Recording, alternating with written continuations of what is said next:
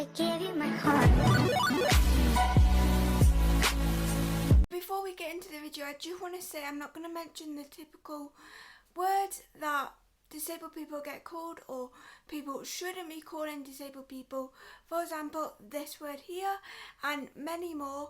Also, this video is my opinion. Some people may agree with it, some may not, but it is all from my opinion.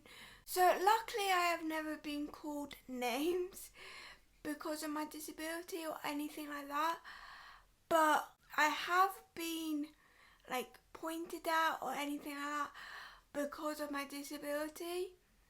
So the first thing I want to mention is what I just said. It's just anything like pointing at people, talking about people behind their back. We're not dumb. We can hear you, we can see you point at us. It's pretty obvious most of the time, to be fair, but we can notice it like an average person can notice it. Just because we have a disability does not mean we can't notice you pointing at us or talking about us behind our back. But yeah, my story on it isn't really long, so pretty much I had someone point at me because I was eating a Subway in probably a messy way, but the way I hold a Subway is kind of hard to hold because of my weak left side. But that's pretty much the story. It is still wrong to point, even at a person without a disability, it is still wrong to point at people or talk about people behind their back, but especially when you're talking about their disability. So another thing to do with the public, most of this is to do with the public. I'm not saying everyone does this, but it's just the typical what I see in the public or what I see on social media. But another thing is, don't compare someone being drunk or falling over or walking weird to someone with a type of disability. So for example, if someone's going like that, for example, I don't know, well that's what I do when I was younger. I don't do it now, but for example, if someone's going like that and duh, or something like that, or if someone's saying, you look like you've had a stroke, you look like you're having a stroke, you haven't went through that, so you don't know what it feels like or what it looks like. Probably it may look like it's going to look like that, but it might look different. I know I can't talk much on this topic because I haven't actually, I had my stroke when I was younger, literally a baby, so in a way that's lucky, but also I've got the aftermath of having a stroke or having a type of stroke. So even when people are saying, you look like you've got a stroke, you look like you're having one, that still is not really nice to people who have my type of disability, who have cerebral palsy or hemiplegia, whatever you want to call it. I think that's the type of cerebral palsy I've got, is hemiplegia. But it's still not nice for people who have that type of disability to see or hear people say stuff like that. Back to talking about people talking behind disabled backs or just talking about disabled people in general. I put up on my story what your opinions are about what not to say and not to do to disabled people, and someone explained a topic that I've kind of went over before, previously, but that is, don't say to a disabled person, how did you get like that or how did you find out, because she's wrote down they could take it the wrong way, and I 100% agree, but I don't think it's that we take it the wrong way. We probably do, but I think it's more because it's personal to us.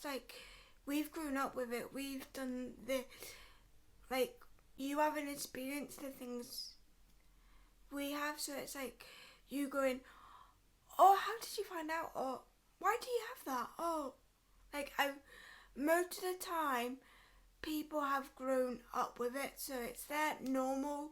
So you going, how did you get it, or how do you deal with it, or anything like that. We just most of the time we're born in with it. It is unlucky if you have a stroke when you're like an adult, or like when you're at the stage that you have the understanding, but still you can't say to someone, how did you get that way? How did you, if someone had been diagnosed with diabetes, you can't go, oh, was that just because you were eating rubbish? Like, that's just rude. It's a personal journey, and like, it's their lives and their normality as well. You wouldn't like someone to be like, why do you have that job? Why? It's the same like kind of way of saying to someone, how did you find out? Why do you have it? How did you get it? And everything like that. Just get to know the person, I would say. If you want to know about that type of stuff, just get to know them and anything like that. Of course, not in any way, but if you're a stranger and you want to know why they're eating like that or why they're walking like that, probably don't even go and ask them. Yeah.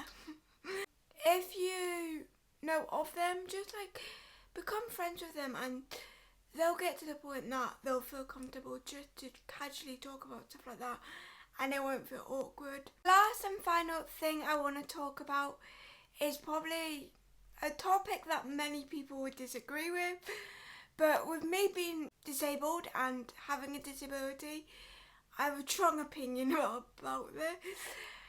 And I know some people might disagree and some may agree, and I just want to say again, this is just my opinion, but don't know how to word this, but I think it's so rude to say to just say in the open. I'm not saying any specific people, or because not many people would have said this, or many people have, but I have just seen it about on social media mostly, of people being like, oh, why don't we just let the vulnerable people stay inside, and us people who aren't vulnerable can go outside when we're in lockdown. Like, things like that, like, why don't we just let the vulnerable stay inside? Why aren't we allowed to go out because the vulnerable can't, like, catch it easier? One, that's very disrespectful. And two, we aren't just a doll that you can chuck around. We have feelings too. We want to go outside as much as you want to. We want to go to the shops as much as you want to. We have the same feelings that you do. Just because we need to stay inside more often than you do does not mean that we're like, yay, let's stay inside. Total opposite. We're like, yay, let's go outside, but also I need to be careful, so not going outside that often. Things like that. It's like, just because it's kind of like blaming us, I feel like, because it's like, oh, we're just doing this for the vulnerable people, like elderly people, disabled people, or like people with medical problems, anything like that. Like, one, elderly people can't help that they got old. Disabled people can't help that they're disabled. And people with medical problems can't help that they've got a medical problem. We didn't put that on ourselves. If we could, we wouldn't have had it, but we do. So I just find that we all have to like start realising that disabled people and people without disabilities or who aren't disabled, we still feel the same things that you feel, and we still kind of act the same way that you act and think the same way of you as you think. But we just need to be more careful in these situations that we're in right now. Everyone does have to think more like, oh, we're in this together, not just, or the elderly or the illest people can stay inside, the vulnerable, Like, we still want to go outside. I feel like I've been going on about that topic for so long, but I strongly agree with what I've just said.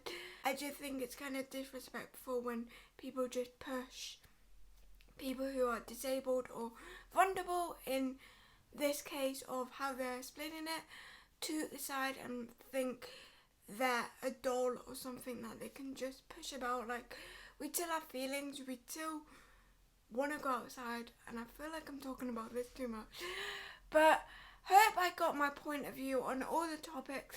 I know most people who will see this do agree with what I'm saying, and most of you won't be like this. Most of you probably don't even say stuff to disabled people, or like if you see someone walk weird, you probably don't say something. But I just want to talk about this topic because from a disabled point of view, you might not think it's hurtful on the things that I've said, but it can be hurtful with even you just pointing or talking or saying, for example, that vulnerable should stay inside. It might sound simple, but to people who have disabilities or who are vulnerable, that kind of hurts. But if you did like this video, give it a thumbs up. Let me know in the comments what other types of videos you want me to do. At some point, hopefully, I am planning to film the day in my life doing everything with my left weak side. So that video should be coming out soon, hopefully. But I'll see you next time. Bye!